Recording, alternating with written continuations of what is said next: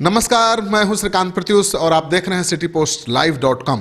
आपके लिए बड़ी खबर है। आपको पता था कि रामविलास पासवान के साथ बीजेपी की डील फाइनल हो गई है।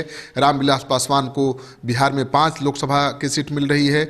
उत्तर प्रदेश में 1 सीट रामविलास पासवान को मिल रही है। दरअसल उत्तर प्रदेश में रामविलास पासवान के पार्टी के प्रदेश अध्यक्ष हैं, उनके लिए रामविलास पासवान ने ये सीट मांगा है बीजेपी से। तो बीजेपी उनको राज्यसभा भेजने को तैयार भी हो गई है, यानी डील फाइनल हो गई है।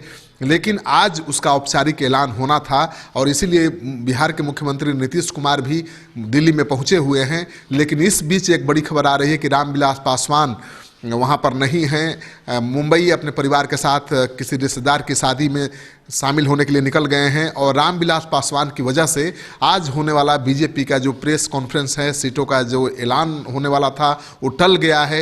यानी बीजेपी आज प्रेस कॉन्फ्रेंस नहीं करेगी और एनडीए के सीटों का बंटवारा का ऐलान आज नहीं होगा। जी हाँ, केवल रामविलास पासवान की अनुपस्थिति की वजह से ऐसा हुआ है।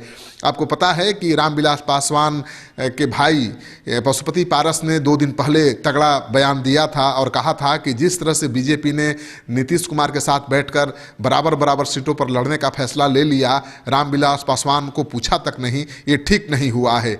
सभी सहयोगियों को साथ मिल बैठ कर के ही कोई फैसला लेना चाहिए, कोई बड़ा ऐलान करना चाहिए।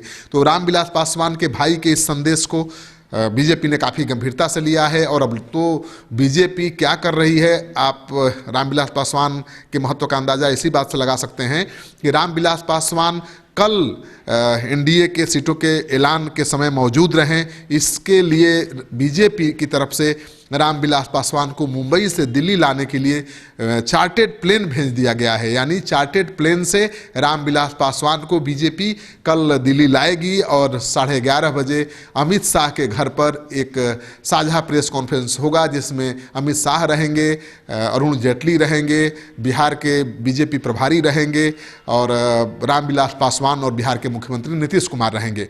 तो सबकी मौजूदगी में अब सीटों का ऐलान होगा। यानी जो बीजेपी पहले नीतीश कुमार के साथ बैठकर बराबर सीटों पर ऐलान कर देती थी चुनाव लड़ने का, वो संभल गई है। उसने अपना तरीका बदल दिया है और रामविलास पासवान को बहुत ज़्यादा तरजीह देना शुरू कर दिया है।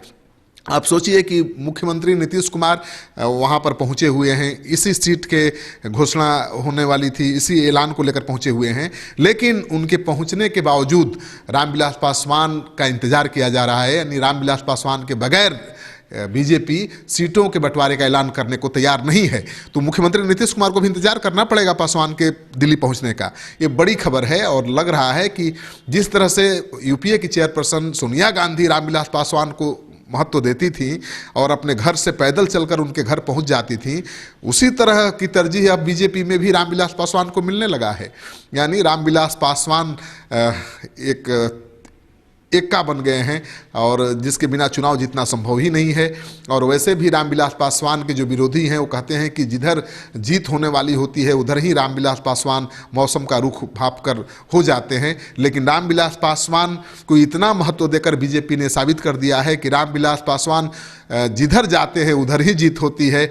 उनमें दलितों के वोट बैंक को ट्रांसफ़र कराने की अद्भुत क्षमता है और शायद यही वजह है कि बीजेपी रामविलास पासवान को किसी भी कीमत पर नाराज करना नहीं चाहती है। तो ये बड़ी खबर है। आपको अच्छा लगे तो दोस्तों के साथ शेयर करिए ताकि सब लोगों को पता चले कि रामविलास पासवान को बीजेपी कितनी तरजीह दे रही है। अगर आपने अब तक हमारा चैनल सब्सक्राइब नहीं किया है तो कर लीजिए।